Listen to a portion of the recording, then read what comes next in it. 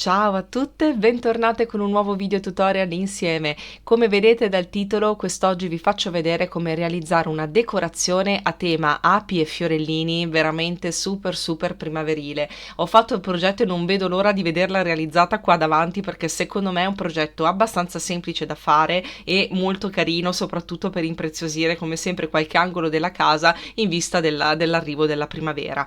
Per fare questo progetto vi servirà della gomma eva e chiaramente tutti i vari attrezzi per poterla lavorare, che sia il mini ferro da stiro per scaldarla piuttosto che la colla a caldo per incollarla, insomma tutto quello che ormai ben conosciamo per trattare la gomma eva.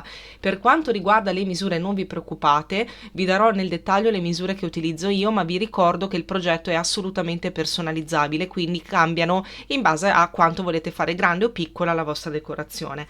Vi serviranno poi dei bastoncini di legno, questi qua che richiamano, cioè sono tipo gli abbassalingua ma che si trovano nei negozi che vendono materiali per il fai-da-te, comunque per gli hobby, e io li utilizzerò di 15 cm circa.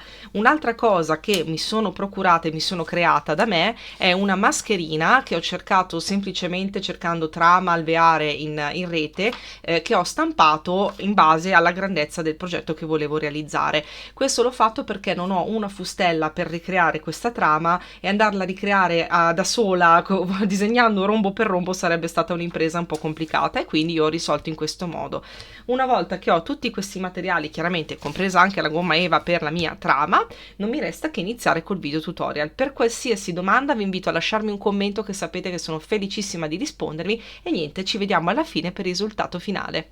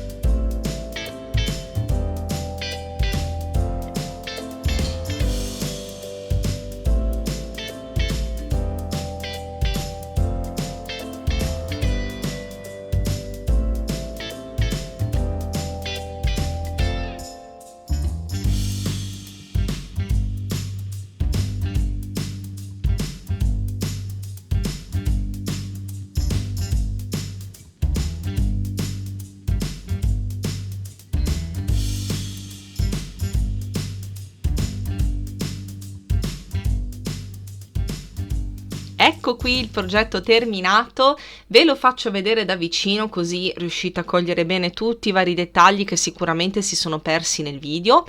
Come avete visto io ho scelto di fare una specie di asola nella parte alta utilizzando un cordino simil raso e facendo anche poi dei fiocchetti decorativi, ma per quanto riguarda l'asola è un qualcosa di assolutamente opzionale. Io l'ho creato per poter appendere la mia decorazione in maniera più agevole, ma in realtà la struttura ad esagono ci dà un punto veramente molto comodo per poterla appendere senza per forza fare l'asola. Vi faccio vedere l'effetto senza.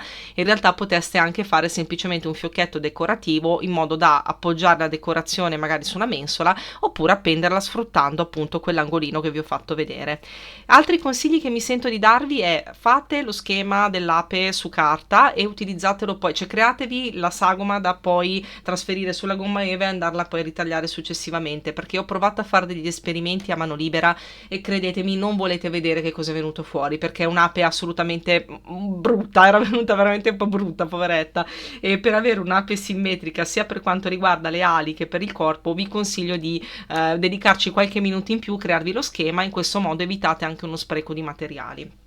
Per quanto riguarda anche l'alveare, stessa cosa, cercate una struttura, magari un'immagine che vi piace e utilizzatela per crearvi la vostra maschera personale. In questo modo davvero evitate di buttare materiale, perché soprattutto per quanto riguarda queste parti molto simmetriche e ripetitive è difficile riuscire a farle a mano libera. Cioè io invidio tantissimo chi riesce a farlo, personalmente non sono in grado.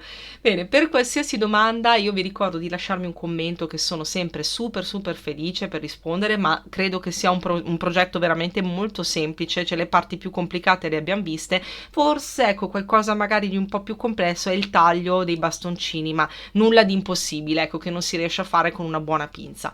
Vi ricordo di lasciarmi un mi piace, di iscrivervi al canale così non perdete nessun tipo di aggiornamento, soprattutto attivando la campanellina, perché io so che da questo momento, ora visto questo progetto, non potete andare avanti senza cercare di riproporlo, quindi è fondamentale avere la campanellina attivata. Bene, io come sempre vi ringrazio di aver visto il video fino alla fine e ci vediamo quanto prima possibile con un altro video tutorial insieme. Ciao ciao!